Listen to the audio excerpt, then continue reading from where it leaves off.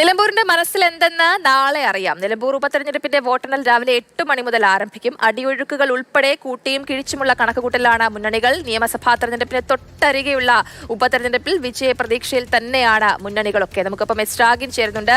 രാഗിൻ, ഇതാ ഇനി മണിക്കൂറുകൾ മാത്രമേ ഉള്ളൂ. ആരാണ് നിലമ്പൂരിൽ വാഴാൻ പോകുന്നതെന്നറിയാൻ? നാളെയാണ് ആ ദിവസം. നിലമ്പൂരിൽ ആര് വാഴും ആര് വീഴും എന്നൊക്കെ അറിയാൻ കഴിയും. സംസ്ഥാന രാഷ്ട്രീയത്തിന് തന്നെ നെഞ്ചിടിപ്പേറ്റുകയാണ്. എല്ലാ കണ്ണും കാതും ഒക്കെ തന്നെ നിലമ്പൂരിലേക്കാണ്. മുന്നണികളൊക്കെ തന്നെ വലിയ പ്രതീക്ഷയിലാണ്. LDF സംബന്ധിച്ചിടത്തോളം അവർ പറയുന്നത് 2000-3000 വോട്ടിന് എം സ്വരാജ് ജയിക്കുമെന്നാണ്. അതായത് പോത്തുകല്ല്, അമരമ്പലം, കരുളായി നഗരസഭ ഈ പരിധിയിലൊക്കെ ലീഡ് ചെയ്യുമെന്നാണ്. UDF സംബന്ധിച്ചിടത്തോളം ആണെങ്കിൽ 15,000-ന് മുകളിൽ ഭൂരിപക്ഷം കിട്ടും എന്നാണ് UDF പറയുന്നത്.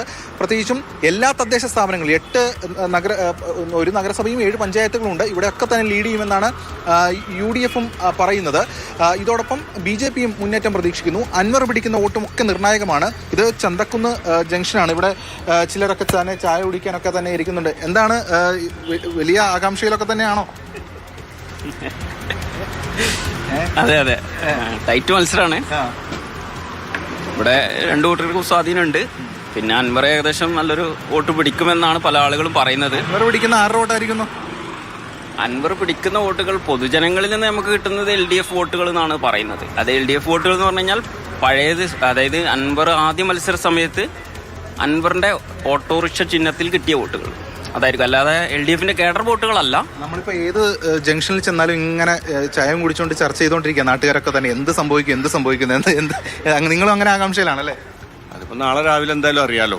ഇപ്പൊ ഇത്രയും ഈ പറയുന്നതൊക്കെ അങ്ങോട്ട് ലീഡ് ഇങ്ങോട്ട് ലീഡ് എന്നൊക്കെ പറയുന്നതൊക്കെ മാറ്റി നാളത്തെ ഒരു 10 മണിയാകുമ്പോഴൊക്കെ, നാളെ ഈ സമയമാകുമ്പോ ഏതാണ്ട് തീരുമാനമാവും. എണ്ണുന്നതോടുകൂടി കാര്യങ്ങളൊക്കെ വ്യക്തമാവും. തീർച്ചയായിട്ടും ഏകദേശം എല്ലാവർക്കും അറിയാം ഏതാണ് ഏതോ രൂപത്തിലേക്കാണ് മുന്നോട്ട് പോകുന്നത് എന്നുള്ളത് അറിയാൻ പറ്റും.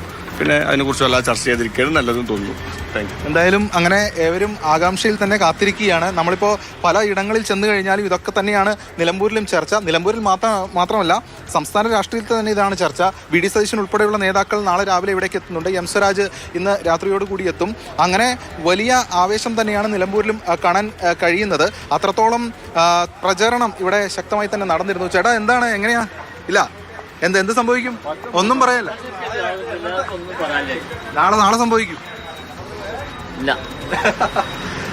എന്തായാലും എല്ലാവരും ആ ഒരു ആകാംക്ഷയിലും ചർച്ചകളിലും ഒക്കെയാണ്.